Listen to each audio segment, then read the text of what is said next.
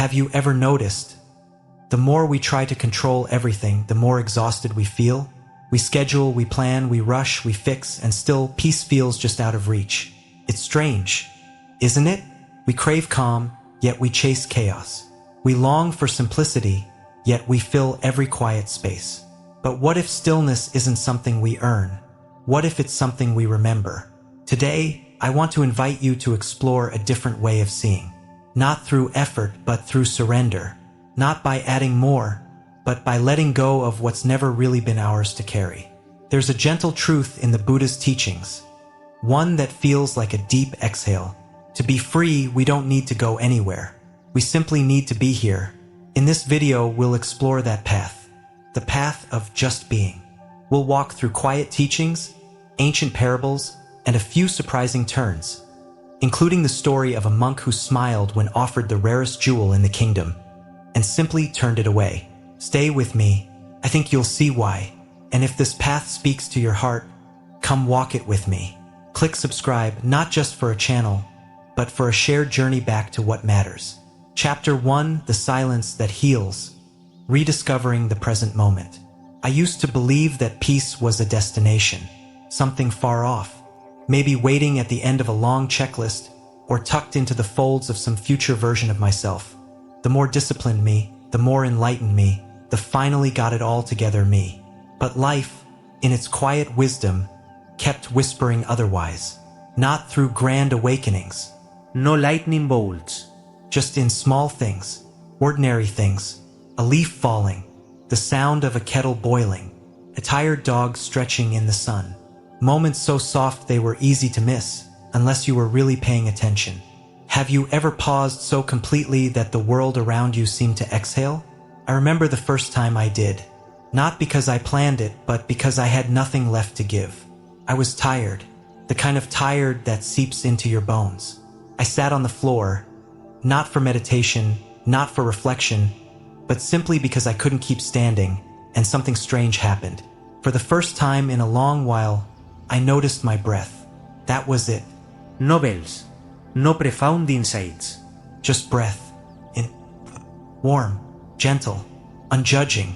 And in that tiny space of noticing, something shifted.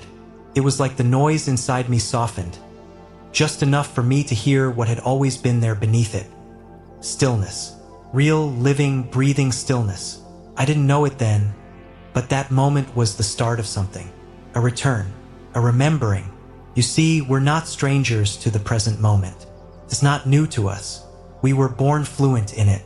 Just watch a child staring at a soap bubble, or a dog listening to the wind. They don't need to be taught to just be. They are being. Fully. Completely.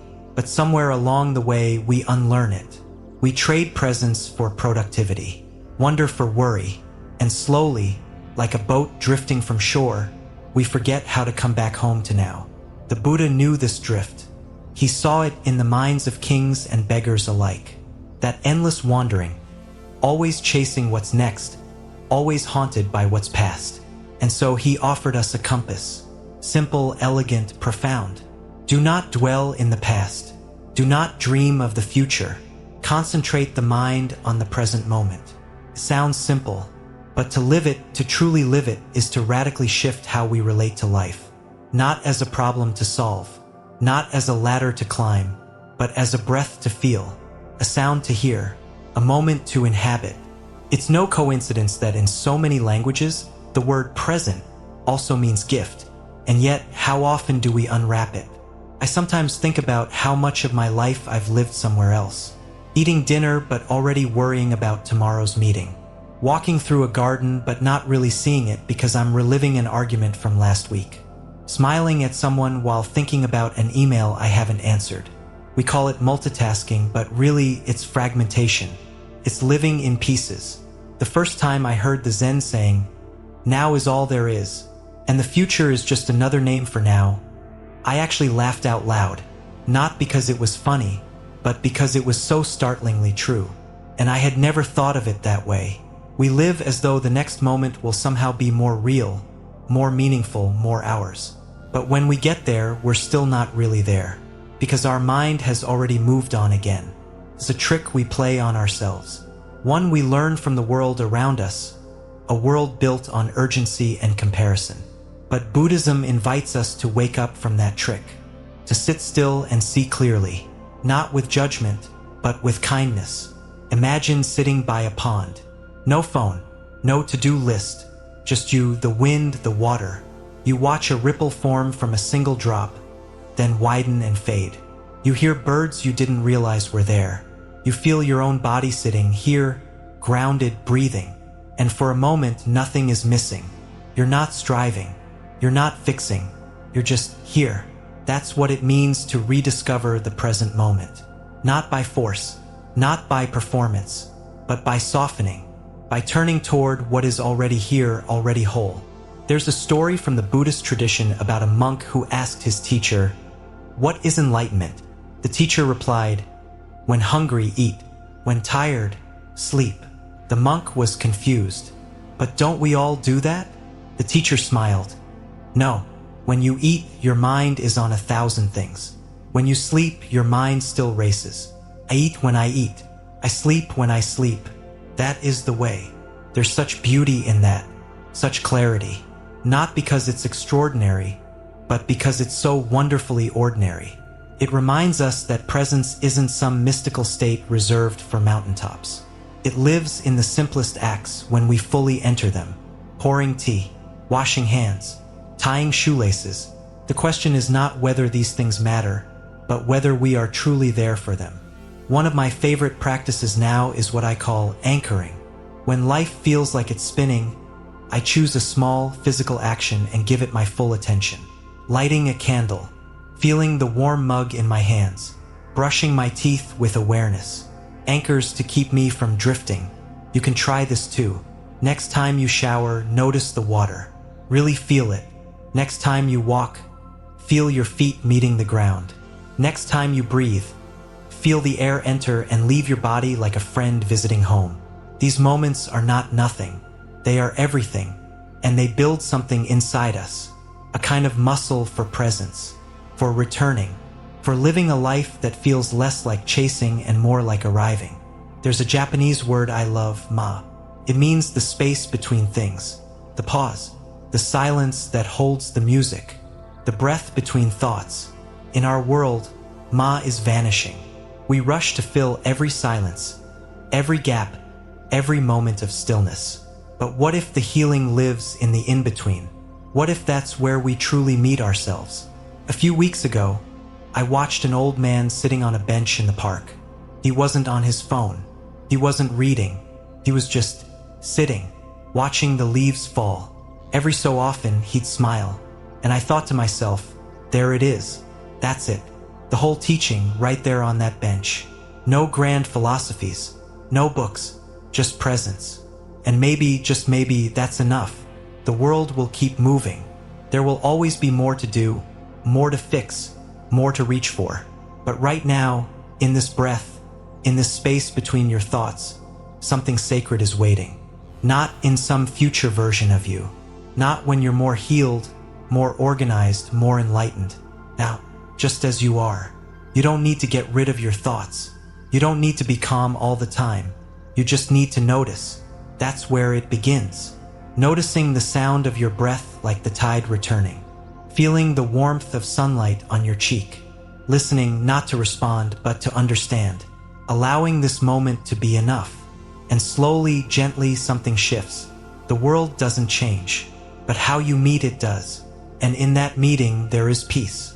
A peace that doesn't require you to fix anything, prove anything, or become anything more than who you are.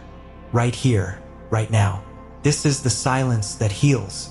The silence that's always been waiting beneath the noise. The silence that says, welcome home. Chapter 2, The Monkey Mind and the Still Forest. There was a time I thought my mind was broken. Truly. Not in a dramatic, catastrophic way, but in a constant background noise kind of way. Like a ceiling fan that never stops humming, no matter how many times you try to pull the cord and shut it off. I'd sit down with a cup of tea, and suddenly remember an email I forgot to reply to. Or I'd try to enjoy a walk through the neighborhood, only to catch myself replaying something I said at a dinner party 3 years ago. Sometimes, I'd lie in bed at night and my mind would go through this completely uninvited highlight reel of every embarrassing thing I'd ever done. Like it had nothing better to do. And no matter how hard I tried to think positive or to clear my mind, it was like trying to shush a room full of toddlers with candy. It wasn't until I stumbled upon the Buddhist metaphor of the monkey mind that things began to click. The Buddha, over 2,500 years ago, described the human mind as a restless monkey, leaping from thought to thought, never content, always grasping, always reacting. It made me laugh when I first read that, because honestly, that was the most accurate thing I'd ever heard about what it's like to live in my head. And I realized maybe I wasn't broken. Maybe I was just human. But that didn't make it any easier. Living with the monkey mind is like trying to write a love letter in the middle of a rock concert. There's beauty within you. Gentle, still, sacred. But it keeps getting drowned out by this wild, screeching chorus of distractions. What if she's mad at me? Did I lock the door? I'm probably not doing enough. I should be more grateful. Why did I say that? What if I fail? We don't usually say these thoughts out loud, but they're there, and they come with tension, restlessness, anxiety, that familiar hum in the background. So how do we live with this monkey inside us? I used to think the goal was to tame it, to silence it, to turn my mind into this perfect Zen garden of stillness. No more thoughts, no more doubts, just silence. But anyone who's ever tried to force their mind into silence knows it doesn't work like that. You can't bully the monkey. You can't trick it. You can't pretend it's not there. But you can learn to sit beside it. You can learn to stop giving it bananas every time it screeches. And that's where the forest comes in. Imagine walking into a dense, noisy jungle.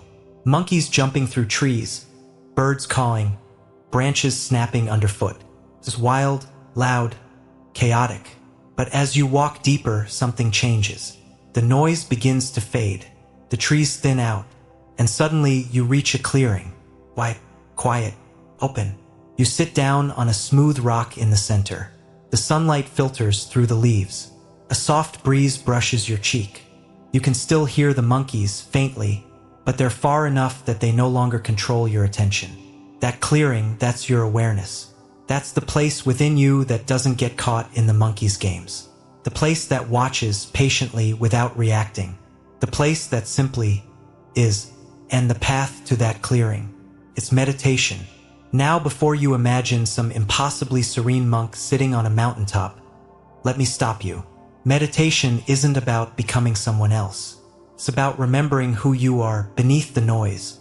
It doesn't require incense or perfect posture or fancy mantras. It just requires honesty and breath. When I first started meditating, I expected to feel calm. I thought I'd sit down, close my eyes, and feel waves of peace wash over me. Spoiler alert, I felt the exact opposite.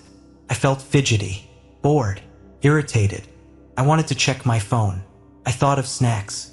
And above all, I kept thinking, this isn't working. But slowly, over days, weeks, months, I began to notice something. I wasn't getting fewer thoughts. I was just reacting to them differently. Instead of leaping to answer every single one, I could just watch. A thought would pop up, I need to do the laundry. And instead of jumping up or mentally making a to-do list, I'd note it. Thinking about laundry. Then I'd come back to my breath. Another thought, I'm not doing this right. Judgment. I'd label it. Back to the breath. It was like watching a monkey throw bananas in the air. I didn't have to chase them. I just had to see them. And there was such relief in that. Such quiet dignity in simply observing without participating. I learned that thoughts aren't the enemy. They're just clouds in the sky. You don't scold the sky for having clouds. You just watch them drift. That's the gift of meditation. Not a life without thoughts, but a life where your thoughts no longer own you. Where the monkey gets tired of showing off and eventually sits beside you quietly. Now, I know meditation isn't easy for everyone. Maybe your schedule is packed. Maybe your back hurts. Maybe your mind races even faster when you try to be still. That's okay. Start small. 2 minutes. 1 minute. 10 breaths. Sit somewhere quiet. Close your eyes if it feels comfortable, and just listen to your breath, to your body, to the gentle rustling of your own presence. If you get distracted, come back. If you judge yourself, come back. If you forget to breathe, come back. Every time you return, you're strengthening that inner path, the path to the still forest, the place inside you that doesn't need fixing, only remembering. And here's the most beautiful part. That clearing inside you has always been there, even when you feel lost, even when the monkey is loud, even when life feels too heavy. It's there, waiting, patient, kind. One of my teachers once told me, the mind is like the ocean. The surface may be choppy, but the depths are always calm. I didn't believe it at first, but now, after years of practice, I know it's true. The waves still come, but I don't live at the surface anymore, and neither do you. Right now, as you read this, you can feel it. That breath, that pause, that moment where nothing is missing. Maybe you're sitting in a cafe, or lying in bed, or standing in the kitchen, but for a brief second, your mind has stilled. The monkeys have paused, and you are here. That is enough. That is everything. Let the mind be what it is. Let the monkeys do their flips. You don't have to join them. Just sit, breathe, smile gently. You are not your thoughts. You are the space they pass through, the still forest, the open clearing, the sky itself. And in that remembering, there is peace. A peace that doesn't come from effort or perfection, but from presence. So next time your thoughts start jumping, next time the monkey mind pulls you into its circus, pause, take a breath, find your seat beneath the tree, and return to the clearing. It's still there. It always was. Welcome back. Chapter 3, The Art of Just Sitting, Meditation, the Practice of Being, Not Doing. I used to believe meditation was about escaping stress, escaping thoughts, escaping this messy, aching human experience, and somehow floating into a state of peaceful nothingness, like a calm monk levitating above the world. I also thought I needed the right setup before I even tried. The quiet room, the incense, the perfect posture, maybe even a background playlist called Mystical Tibetan Forest Sounds Volume 4, something that made it all feel more spiritual. But life, being life, taught me something very different. One day, I was in the kitchen, barefoot on cold tile, dishes still in the sink. I'd had a rough morning. My thoughts were loud and fast, like a pack of wild horses galloping through my head. I stood there, holding a cup of warm tea in both hands, and for just a moment, I don't even know why, I stopped moving. I didn't try to fix anything or figure anything out. I just breathed, and it was like something in me exhaled for the first time in weeks. That breath, that one moment of stillness, felt like someone had opened a window in a stuffy room. It didn't solve anything, but it softened everything. That, I would later come to understand, was meditation. Not as a ritual, not as a self-improvement technique, but as a sacred pause, a gentle coming home. No incense, no chanting. No robe or guru required. Just this, being fully present with whatever is here, without trying to change it. Noticing the inhale, noticing the exhale, noticing the pause in between, the doorway. That's it. And that's everything. We live in a world that's constantly telling us to do, achieve, fix, hustle, solve, perform. But meditation whispers something softer. You are allowed to simply be. Imagine that. A space where you don't have to prove anything, perform anything, earn anything. A space where your breath is enough. It's funny, when I first started sitting regularly, I expected to become better at it, like learning to play piano or bake sourdough bread. I thought with enough practice I'd stop having thoughts, that my mind would become this serene, zen-like lake with not a ripple in sight. But it didn't happen. I kept thinking. I kept fidgeting. Sometimes I'd sit down and 5 seconds in, my brain would shout, "We forgot to send that email." Or, "Did you leave the stove on?" Or, "What if you're not doing this right?" But instead of pushing those thoughts away or judging myself, I slowly learned to greet them with a kind smile, the way you might nod at a bird that lands on your windowsill. I learned to say, ah, yes, thinking, thank you, and then return to the breath. Inhale, exhale, and again. What I discovered over time is that meditation isn't about having no thoughts. It's about not being carried away by them. It's about becoming the sky instead of the weather. The thoughts still come, like clouds or rainstorms or sudden gusts of wind, but I'm not the storm. I'm the space that holds it. There's a beautiful story from the Buddhist tradition that I love. It goes like this. A young monk came to his teacher, frustrated. "Master," he said, "I've been meditating for months, but my thoughts keep coming. I try to make them stop, but they don't." The teacher simply smiled and said, "Trying to stop your thoughts is like trying to calm the ocean with your hands. Instead, sit by the shore and watch the waves. Let them rise, let them fall, but do not jump in." That image stayed with me. I began to see my thoughts as waves, and slowly, gently, I learned to sit on the shore of my own mind with compassion. And when I did, something beautiful happened. The ocean didn't go away, but I no longer feared the waves. I began to notice the small things, the sensation of air entering my nose, the weight of my body on the chair, the way tension sat in my shoulders and slowly released with each exhale. Meditation became less of a technique and more of a friendship with myself. There were days I meditated in silence, and days I meditated to the sound of rain or wind. Some mornings I sat still, and some afternoons I walked slowly, mindfully, watching how my feet met the earth. And every moment became an invitation, not to escape life, but to enter it more fully. It turns out meditation isn't about going somewhere else. It's about arriving right here, right now, where life actually is. The breath is always available. It doesn't ask for perfection. It doesn't demand understanding. It simply says, "I'm here, come back." And so I do, again and again, breath by breath.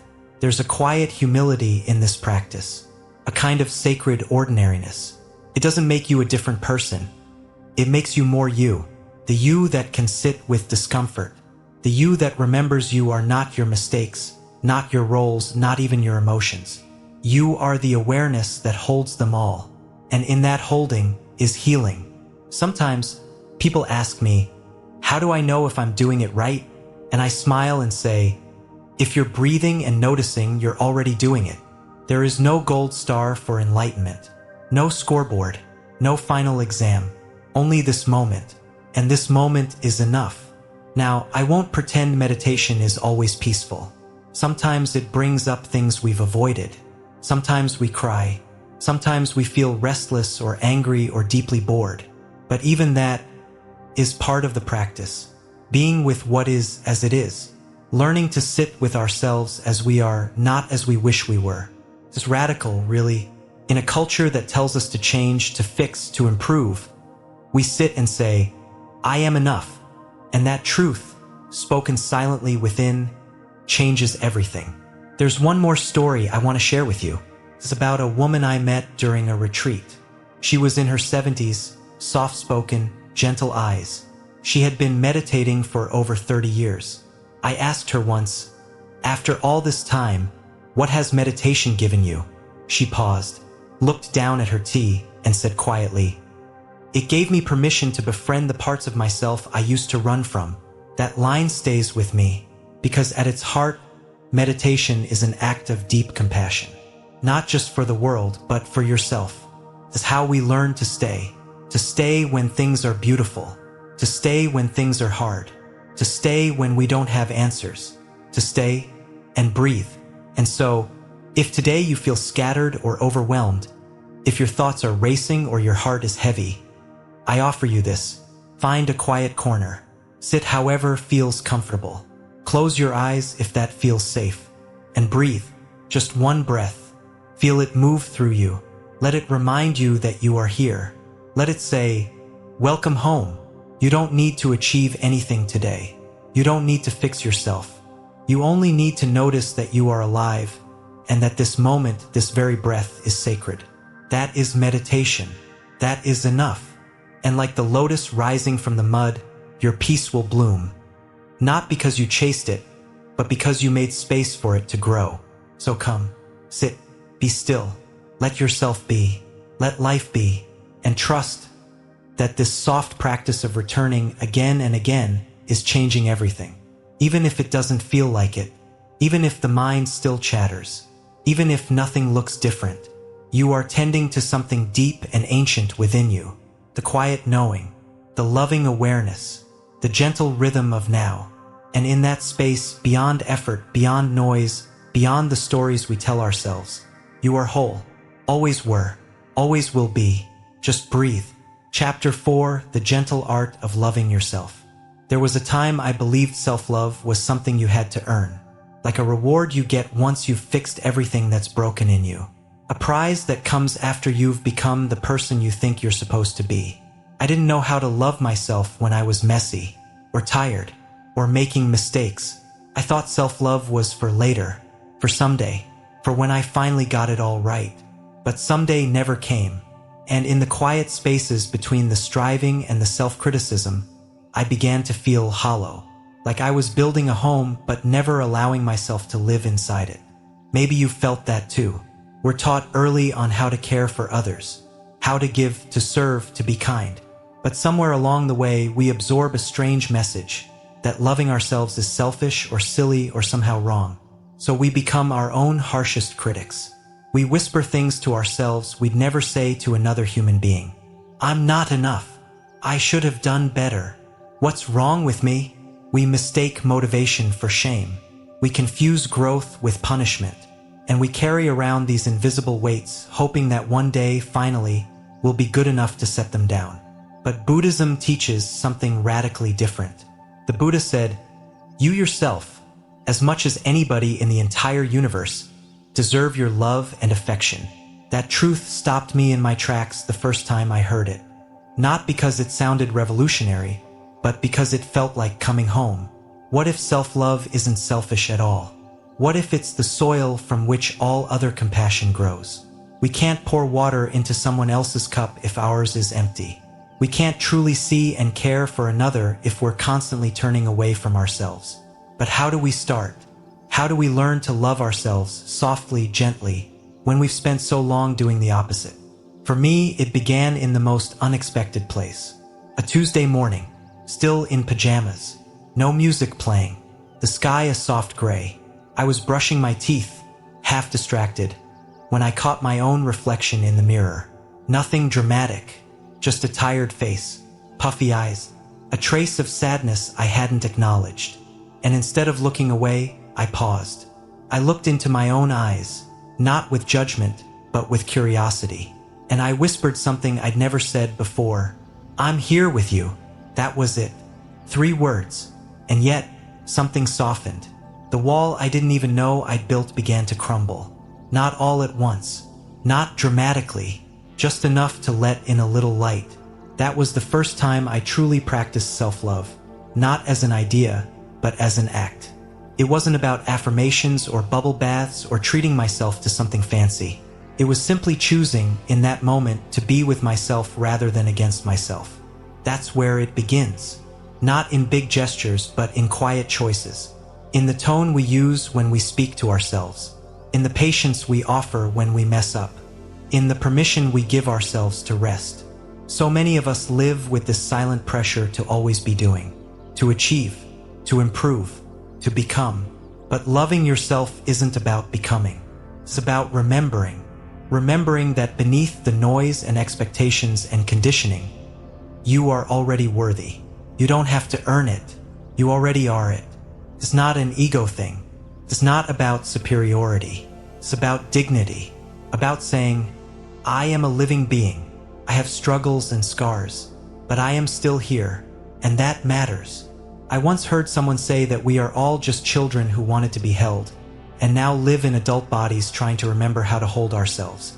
That image stays with me, because so often, self-love is not about grand breakthroughs. It's about sitting quietly with your pain and saying, you don't have to go through this alone. It's about wrapping yourself in a metaphorical blanket and choosing, again and again, to stay with your fear, to stay with your disappointment, to stay with your humanness, and to respond not with shame, but with tenderness. One practice that changed me is something I call inner listening. I'll sit down, close my eyes, and place a hand on my chest. I'll ask myself, not with urgency, but with softness, what do you need right now? Sometimes the answer is sleep. Sometimes it's a good cry. Sometimes it's a reminder that I'm not failing just because I'm tired. The more I listen, the more I trust myself. The more I trust myself, the easier it becomes to act from love rather than fear. And when I forget, and I do forget, I begin again. Self-love is not a destination. It's a daily returning. It's waking up and choosing to treat yourself like someone you care about. Would you talk to a friend the way you talk to yourself? Would you deny them rest? Shame them for feeling sad? Demand that they perform perfectly at all times? Of course not. You'd offer them grace. You'd make them tea. You'd sit with them in the silence. So why not offer the same to yourself? There's a Zen parable I love about a traveler who carries a heavy bag of stones. He walks for days, exhausted, dragging this burden behind him. Finally, someone asks him, "Why are you carrying all those stones?" And the traveler stops, looks at the bag, and realizes he doesn't know. He puts it down, and the moment he does, he feels light for the first time in years. That bag? That's all the self-judgment, the perfectionism, the old beliefs that tell us we're not enough. We carry it because we think we're supposed to, because someone once told us that suffering proves we care, because somewhere along the way we confused self-punishment with humility. But you can put it down, not because you've reached some magical milestone, but simply because you deserve to breathe. You deserve lightness. You deserve love. Real love.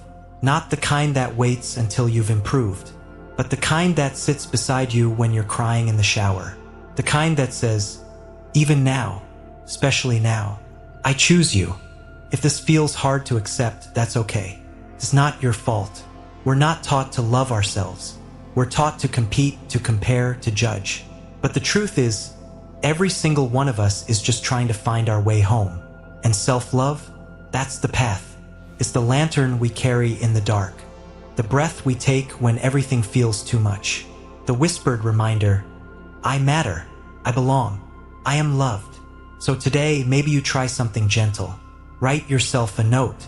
Take a longer shower. Say no to something that drains you.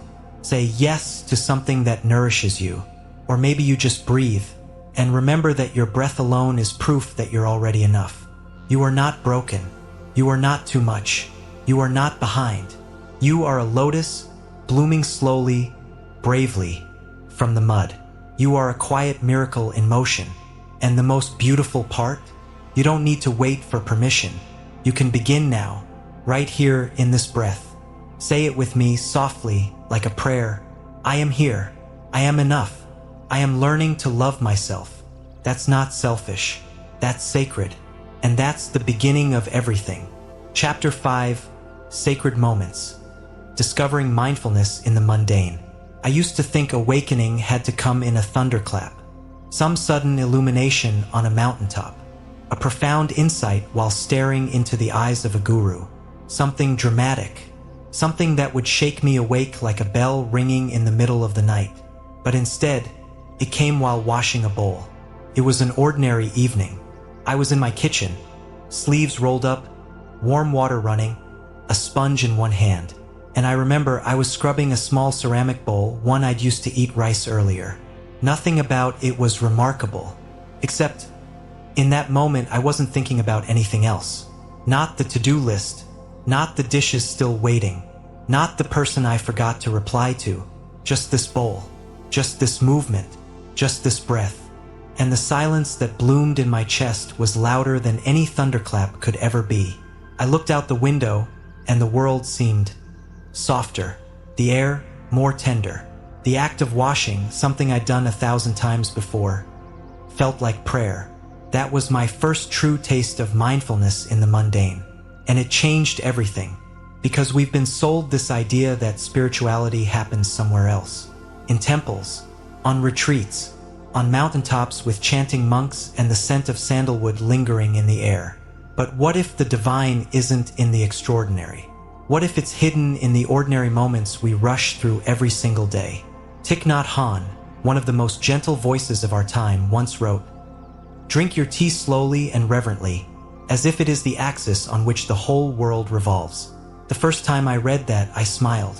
I imagined myself in flowing robes, holding a delicate cup, staring off into some poetic distance.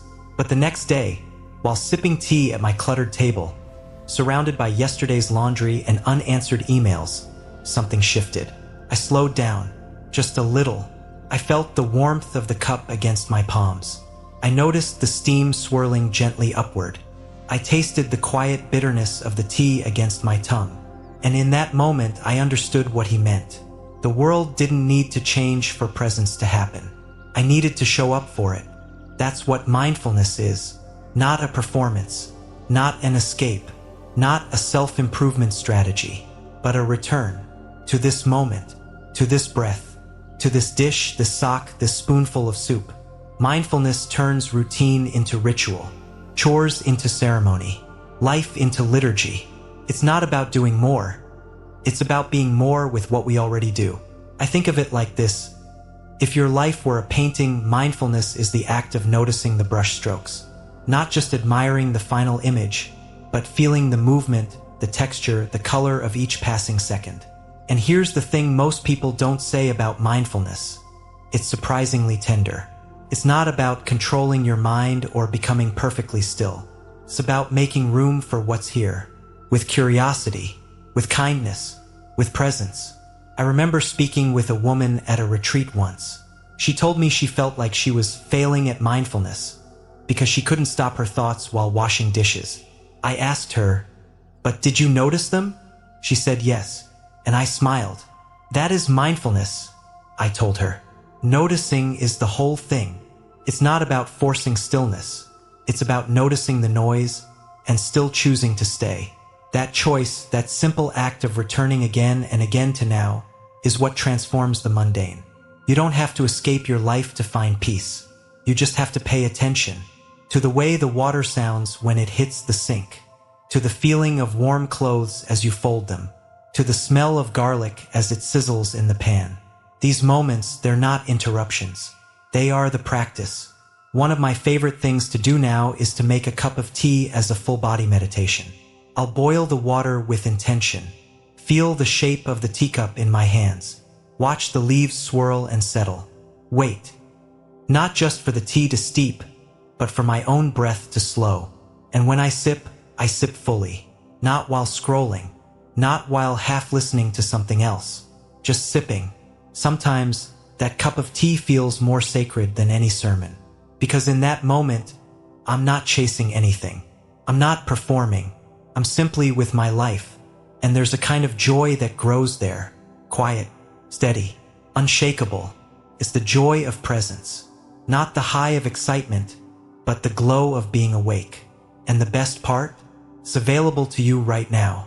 You don't need to wait for the weekend, or for your life to get less chaotic, or for the perfect environment. You just need to slow down, to breathe, to notice, to say, "This matters." Even if it's just brushing your teeth, even if it's just tying your shoes, because when done with full presence, even the simplest acts become sacred. There's a temple hidden in your morning routine, a prayer in the way you prepare food for someone you love, a bell of mindfulness in the sound of a spoon clinking against a bowl. You don't have to add anything. Just remove the distraction. Just choose to show up. And if your mind wanders, because of course it will, smile gently and come back. Again and again. That coming back, that's the real practice. That's the gentle art of turning your life into a meditation. There's a moment I think about often. I was visiting an old monastery, the kind with moss-covered steps and bells that echo through the hills. I watched a monk sweep the stone path in the early morning. Slowly, steadily, no rush, no effort to finish quickly, no earbuds in his ears. Just him, the broom, and the rhythm of his breath. It wasn't dramatic, but it was unforgettable, because in that moment, I realized enlightenment doesn't shout. It whispers. It hides in the places we overlook. In dishwater, in broom bristles, in the steam rising from a bowl of soup, and it waits patiently for us to notice. So today, whatever you're doing, whether you're folding laundry or walking the dog or wiping down the kitchen counter, pause, even for just a breath. Feel your feet on the ground. Feel your hands in motion. Feel your life unfolding in real time. And know that this very moment is where the sacred lives. Not in some distant mountaintop, but here, in you. Now, let the ordinary be enough, because it already is. Chapter 7, Letting Go, the Art of Non-Attachment. I used to believe that if I held on tight enough to plans, to people, to the picture I had in my head of how life should be, then maybe, just maybe, things wouldn't fall apart. But life, in its patient and peculiar wisdom, kept teaching me otherwise. It taught me through the heartbreak I didn't see coming, through the job that slipped away after years of effort, through friendships that faded slowly like the last notes of a song. It taught me, not with cruelty, but with truth. The tighter I gripped, the more it hurt when things changed. And eventually, I started to ask myself, not, how do I hold on better? But, what if the freedom I've been looking for isn't in holding on, but in letting go? There's a famous Zen saying that hits like a quiet bell ringing through a foggy morning. Let go, or be dragged. It's simple, but it's not easy. We all cling to expectations, to identities, to ideas of how things were supposed to be. We cling because letting go feels like losing control, feels like giving up, feels like stepping off a cliff without knowing what's below. But what if letting go is actually the beginning of flight? What if, as the Buddha taught, the root of suffering is attachment, not love itself, but our unwillingness to accept change? I remember sitting beside a friend one summer evening, the air thick with the scent of jasmine and the hum of cicadas. She was grieving a relationship that had ended, not suddenly, but in slow, aching increments. She said, I keep replaying everything I could have done differently. Like if I just said one more thing, or held on tighter, maybe he wouldn't have left. I looked at her and gently said, what if love isn't about holding someone in place, but about loving them enough to let them be free, even if it means they walk away? She cried, not because it hurt more, but because somewhere deep down she already knew. She just needed permission to unclench her heart. We all do. We all need reminders that letting go isn't giving up. It's trusting that what's meant for us will stay. Trusting that what leaves has served its season. Trusting that we don't need to carry the weight of every what if. Letting go is not indifference. It's not apathy. It's not coldness. It's choosing peace over control. It's meeting life with open palms instead of clenched fists.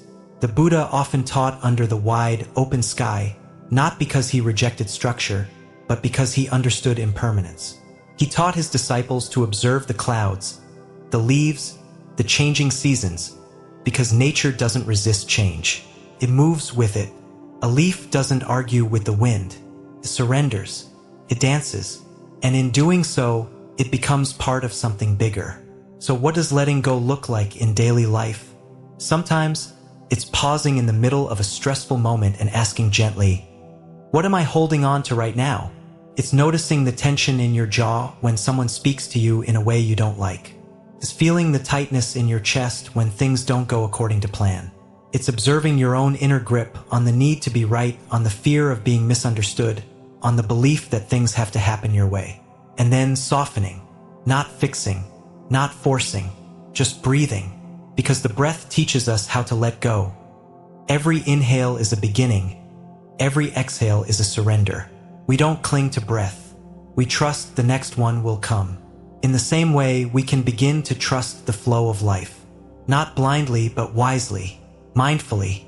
It doesn't mean we stop caring. It means we care deeply without trying to control the outcome. I once met an old monk in a rural monastery in the north. His face was weathered, his eyes full of light. I asked him what the greatest lesson of his practice was. He smiled and said, everything I thought I needed, I eventually had to let go of. And every time I did, I found something better myself. His words stayed with me, because letting go isn't just about external things. It's about the inner stories we tell. the identity we cling to, the ego that says, I must be this, I must achieve that, I must be seen a certain way. But none of that is who we really are. We are not our roles. We are not our resumes. We are not the praise or the criticism. We are the awareness beneath all of it, the stillness behind the noise, the quiet presence that remains even when everything else falls away. And sometimes things need to fall away, like old beliefs that no longer serve, like relationships that drain more than they nourish, like habits that keep us from living freely. Letting go is a clearing of space. It's like walking into a cluttered room and slowly, lovingly putting things in boxes, not with bitterness, but with gratitude. Thank you. You served me once, but I don't need you anymore. And when the space is clear, stillness enters, light enters, breath enters, and in that space something new can grow. We don't always know what that new thing will be. That's the hard part, the uncertain part, but that's also where faith comes in. Not religious faith necessarily, but the quiet trust that life is wiser than we are. There's a metaphor I love. Imagine holding a handful of sand. If you grip it tightly, the grains slip through your fingers. But if you hold it gently, it stays. Life is like that. So are people. So are dreams. So are our own emotions. The more we try to trap or control, the more they resist. But when we welcome them, honor them, and allow them to change, we discover a new kind of strength. The strength of surrender. And maybe that's the paradox. That in letting go, we finally come home to ourselves. So if today you find yourself clinging to a past that no longer fits, to a version of yourself you've outgrown, to expectations that weigh heavy on your heart, I invite you to pause. Breathe in, breathe out, and whisper softly, I am willing to let go. You don't have to know how. You don't have to feel ready. You just have to be willing. And willingness, that's the first step toward freedom. Just like the lotus rises from the mud only when the water lets it go, you too will rise. Not when you hold on tighter, but when you soften your grip. Let go, let go, let go. Not as a loss, but as a liberation. And watch quietly as life opens its arms to receive you. You ever sit with yourself for a moment? Like really sit and realize your mind is louder than the world outside? It's funny, isn't it? We wake up, we pour the coffee, we check the phone. Maybe we scroll a little too long. But underneath all of that, there's this quiet background noise. A whisper that doesn't always say the kindest things. Sometimes it sounds like, you're falling behind. Other times it says, why can't you get it together? And on some days, it doesn't even use words. Just a weight, sitting on your chest like a damp coat you forgot you were wearing. For the longest time, I thought that voice was just life, stress, the modern world. But one day, after one too many sleepless nights and a strange sense that I was walking through fog even on sunny days, I sat down with a notebook and wrote every single thought I had swirling around in my head. I didn't filter. I didn't try to be poetic. I just let it all out. And what I saw stunned me. Not because it was dramatic, but because it was so familiar, so repetitive, so unkind. Things like, I never follow through, or no one really sees me, or maybe I'm just not cut out for peace. And in that quiet moment, staring at the page, I realized, these thoughts aren't just passing through me. I've been living inside them, breathing them, letting them shape my days, letting them build the walls of my reality.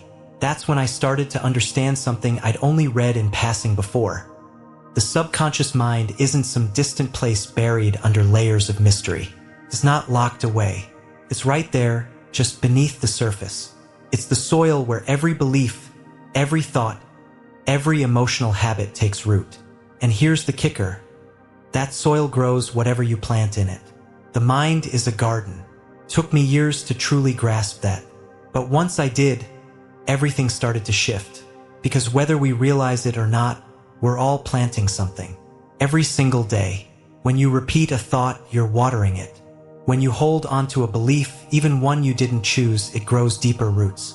You can ignore it, you can distract yourself, but the garden keeps growing. I started seeing it in my own life. The patterns that kept repeating. The moments where I sabotaged myself right when things were going well. The way I'd brace for rejection, even when no one was pushing me away. These weren't random. These were the weeds I'd been unknowingly feeding for years. And the hardest part? A lot of those seeds weren't even mine. Some came from childhood. From things said in passing by people who didn't know better. Some came from a culture that profits off insecurity. Some came from moments of pain that left echoes I never questioned. But here's what I want you to know. Just because something was planted doesn't mean you have to keep watering it. Just because something grew in your mind doesn't mean it has to stay. You get to choose what stays, what softens, what's replaced. That's where the real work begins, not in controlling every thought, but in getting curious about which ones you're feeding. The first time I tried this, it felt awkward. I'd catch a self-critical thought mid-sentence and try to counter it with something softer, something truer. First, it felt fake, but I kept going. Slowly, like the first light of dawn touching the edge of a dark room, something began to shift. I'd hear that old voice whisper, "You're not enough." And somewhere inside, another voice would rise, "I am learning. I am trying. That is enough today." And that whisper, that gentle, quiet correction, it became the new seed. I started writing affirmations, not big, loud, shout it from the rooftop ones, just small, honest reminders. You don't need to earn rest. You're allowed to change your mind. It's okay to take up space. I'd write them on sticky notes, tape them to my bathroom mirror, whisper them while folding laundry, not because I had it all figured out, but because I was tired of letting the weeds speak louder than the wildflowers trying to bloom underneath. And with each repetition, I noticed something beautiful. My nervous system began to settle. My reactions softened. I started to believe myself. Not the old tapes, not the inherited fears, but me. The voice I'd silenced for years. The one that actually wanted to grow toward the light. Another tool that helped was visualization. I close my eyes and picture a version of me that wasn't perfect, but at peace. She wasn't trying to prove anything. She didn't flinch at silence. She didn't shrink in rooms where she used to fold in on herself. I'd imagine her walking through her day, how she spoke, how she breathed, how she forgave herself quickly. That image became a lighthouse, not something I had to chase, but something I could walk toward with each small choice. And then there's gratitude, not the fluffy, forced kind, but the simple act of noticing what's already here. The feel of warm socks on a cold morning. The way a stranger held the door. The smell of rain hitting dry pavement. These things don't fix your subconscious overnight, but they feed the soil differently. They teach your mind to recognize beauty where it used to only see threat. One of the most powerful shifts, though, came through forgiveness. I had to forgive the old parts of me, the ones that believed unkind things, the ones that lashed out or shut down or stayed silent, not because they were bad, but because they were scared. And when I could finally look at them and say, "You were trying to protect me, but I don't need you in the same way anymore," something loosened, something let go, and in that release, new things took root. So now, when I feel off, when the fog creeps in or the heaviness returns, I don't ask, "What's wrong with me?" I ask, "What am I feeding today?" And the answer to that question guides me home. Sometimes I still water old weeds by accident. That's human. But now I know how to stop, how to breathe, how to plant something softer in its place. You don't need to re-landscape your whole mind overnight. You just need to pull one weed, plant one new seed, speak one kind word to yourself when you'd usually stay silent. That's it. That's how it begins. You're not broken. You're just in a season. And your garden, however tangled or tired it may feel, it's waiting. It's listening. It's ready for light. So go easy. Be patient. And when in doubt, plant love. It always knows how to bloom.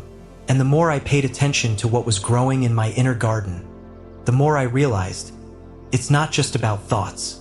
It's also about the space we give those thoughts to breathe. Because here's the truth. Stillness doesn't just happen. Not in this world. Not in this noisy, fast, always connected, always updating world. Stillness has to be invited. It has to be nurtured, protected, like a small flame in a windy field. And sometimes, the hardest part isn't finding that moment of peace. It's holding on to it when the world starts tugging at your sleeve again. I started noticing that the moments when I felt the most anxious, the most scattered, the most not myself, were also the moments when I'd been pushing too hard, skipping meals, overbooking my time, saying yes to things I didn't really want, falling asleep to a screen and waking up already behind. It wasn't just the thoughts in my head that were loud. It was everything. So I started asking myself a new kind of question. Not just, what am I thinking? But, what kind of life am I building around those thoughts? Because if we want to feel calm, we have to create an environment where calm can actually exist. And it doesn't take a whole life overhaul. Sometimes it just starts with how you begin the day. I used to wake up and reach for my phone within the first 30 seconds. Emails, news, notifications. The world would crash in before I'd even had a chance to say good morning to myself. Now, I try something different. I sit up slowly. I put my feet on the floor. I take one breath. And I ask, what kind of day do I want to grow today? Just that. No pressure. No to-do list. Just a pause. That little pause has changed everything. I started thinking of it like this. If your mind is a garden, then your life is the soil it grows in. And if the soil is rushed, cluttered, overstimulated, well, it's no wonder the flowers can't thrive. So I began tending not just to my thoughts, but to my surroundings. I cleared out old drawers full of things I didn't need. I started drinking my morning coffee in silence. No phone, no scrolling, just the sound of the world waking up. I put a small plant by the kitchen sink. Not because it solves all my problems, but because it reminds me to breathe.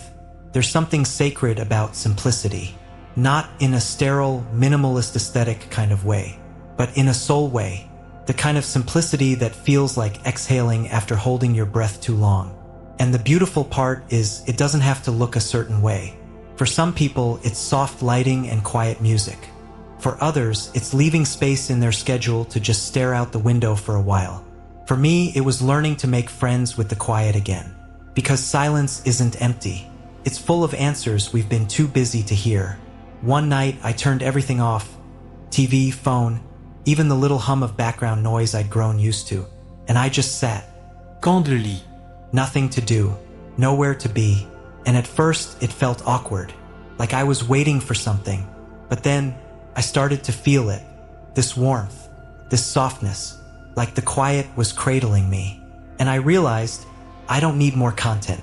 I need more connection. Not to strangers on the internet, but to myself, to this breath, to this moment. Stillness isn't something you earn by being productive enough. It's something you allow, something you say yes to. But here's the thing, stillness is sensitive. It won't fight for your attention. It won't demand. It waits, and you have to create space for it to enter. That might mean going to bed a little earlier, saying no to one more obligation, setting your phone on airplane mode while you eat dinner, making time for a walk without your headphones. These aren't dramatic acts, but they send a signal to your nervous system, to your heart, to your soul, that says you matter enough to slow down for. One of the most powerful shifts for me was reimagining rest, not as laziness, but as a sacred part of being human. We were never meant to go at full speed all the time. Even nature knows that. Trees rest in winter. The ocean has tides. The moon waxes and wanes. And yet, somehow, we've come to believe that we should be constantly producing, constantly pushing, constantly proving. But what if rest isn't a reward, but a responsibility? What if slowing down isn't falling behind, but actually catching up with yourself? I started asking myself simple questions throughout the day. Not what do I need to get done, but what would feel nourishing right now? Sometimes the answer is a glass of water. Sometimes it's a stretch. Sometimes it's turning off the lights and lying in the quiet for 5 minutes. Those small acts, they change everything. Because you can't grow peace in a storm. You have to create shelter first. And sometimes that shelter is just a soft blanket, a dimmed room, a favorite song playing low in the background. You don't need a perfect routine. You just need to build a life that makes stillness possible. A life where your breath has space, where your spirit isn't constantly interrupted, where your nervous system can finally exhale. And once you create that space, even a tiny bit, you'll start to notice something magical. The thoughts get quieter, the kindness gets louder, and you begin to feel at home, not just in your house, but in your own skin. That's the goal, really. Not to escape, not to fix everything, but to come home to a life where you can actually be. Where stillness isn't a luxury, it's the ground you stand on. Where peace isn't something you visit on weekends, it's something you live, breath by breath, choice by choice, day by day. And the beauty of it all, that life starts not with a big leap, but with a small pause. One breath, one candle lit, one quiet corner carved out just for you. Because you are worth building a life that feels like peace. You always were. And once you've created even the smallest space for stillness, something remarkable starts to happen. You begin to notice what's already here. Not the noise, not the past, not the next thing on your list, but you. Not the version of you you've been performing or fixing or apologizing for. Just you. And that, in its own quiet way, is the moment everything begins to shift. Because so much of our suffering, our striving, our anxiety, our exhaustion, it isn't about what's happening outside. It's about the distance we've created from ourselves. The ways we've abandoned our own presence while chasing approval, chasing certainty, chasing the illusion of control. But when you stop, really stop, and return to the breath, something inside softens. It doesn't shout. It doesn't demand. It just says, welcome back. It's like coming home to a house you didn't know you left. At first, it might feel unfamiliar. After all, we spend so long being who we think we should be that when we finally remove the masks, there's a quiet moment of, wait, who am I without all the noise? But then you begin to remember. You remember how it feels to be still without guilt, to rest without apology, to smile at your own reflection. Not because you look a certain way, but because there's a tenderness in your eyes you haven't seen in years. You remember the child inside you, the one who used to sit in the grass, stare at clouds, and feel the whole world in a blade of light. You remember that your worth was never tied to productivity, or your bank account, or how many people clapped for you. It was always here, beneath the layers, beneath the stories, beneath the rush. You were never broken. You were never behind. You were simply a buried. And now you're returning, not to some idealized version of yourself, not to the you 5 years ago, but to the you who exists right now in this breath, in this body, in this season, with your scars, your softness, your resilience. There's a kind of sacred honesty in that, to sit with yourself and say, this is me, not the polished version, not the after photo, just me, breathing, learning, becoming. It's not flashy, it's not dramatic, but it's real. And real is where the healing happens. You stop needing to prove yourself. You stop needing to outrun the silence. You stop needing to fix every little thing just to feel okay. Instead, you just are. And that's enough. That's the truth no one told us growing up. That we don't have to become someone else to be whole. We just have to come home, to the sound of our own breath, to the beat of our own heart, to the deep, still knowing that we are already who we were always meant to be. The Buddha once said, peace comes from within. Do not seek it without. I didn't fully understand that at first. I thought peace was something I had to earn through the right job, the right relationship, the right routine. I thought it lived in retreats and books and milestones. But now I see it. Peace isn't found in a destination. It's found in the moment you stop running and allow yourself to feel fully, gently, without judgment. It's found in the moment you look around your own life, and instead of asking, what's missing? You ask, what's already here that I've been too busy to notice? It's in the warmth of the tea in your hands, the soft hum of your home at night, the sound of your breath as it flows in and out like waves. It's in the pause between thoughts, the silence between sentences, the stillness between heartbeats, and slowly, almost imperceptibly, you begin to trust yourself again. You trust that you can sit in discomfort without needing to fix it right away. You trust that your emotions are messengers, not enemies. You trust that you can show up, even if your hands are shaking, even if your voice is small, and still be whole. You trust that you belong to yourself, that you always did, and that's what coming home feels like. Not a grand arrival, not a movie moment, but a quiet recognition, a breath that says, I'm here, and I'm okay. So if you're still searching, still striving, still feeling like there's something out there that will finally make you feel complete, maybe just for a moment stop, put your hand on your heart, close your eyes, and ask, what if I'm already enough, exactly as I am? What if peace was never out there? What if it's been waiting right here inside you the whole time? And what if the journey wasn't about becoming, but simply remembering, breathing, softening, returning? Because when the noise quiets, when the striving fades, when the masks fall away, all that remains is you. And you, my dear friend, are more than enough. You are the quiet after the storm, the light that never went out, the lotus blooming in the mud, just as the Buddha said. So let this moment be your invitation to stop searching, to start listening, and to finally come home. So maybe stillness isn't something we find. Maybe it's something we stop running from, like clouds parting to reveal the moon. Our clarity, our calm, our sense of enoughness. It's always been there. We've just been too busy to notice. The Buddha didn't promise a life without storms, but he did promise that the storm isn't you. So next time the world feels loud, or life feels heavy, try this. Don't fix it. Don't fight it. Just pause, breathe, and return. Return to the only place life ever really happens. Here, now, in this breath. And before you go, I'd love to hear from you. What's one thing you're ready to loosen your grip on? What weight are you ready to set down? Let me know in the comments. I read them all, and they mean more than you know. If you'd like to keep exploring this path with me, click subscribe. Not out of habit, but as a quiet intention. A candle you light for your own journey. Until next time, may your path be soft, your breath deep, and your heart light. We'll meet again soon.